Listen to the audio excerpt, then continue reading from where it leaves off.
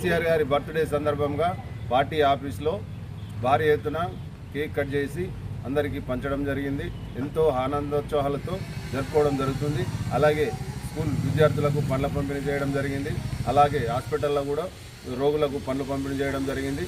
అలాగే రానున్న రోజులలో కూడా మా కేసీఆర్ సార్ కోసం ప్రజలు ప్రతి విలేజ్లో ఎక్కడ చూసినా బ్రహ్మాండమైన పిలుపు మేరకు అందరూ తరలి వచ్చి కేసీఆర్ బర్త్డేను ఇవాళ ఎంతో సంతోషంగా జరుపుకుంటున్నారు.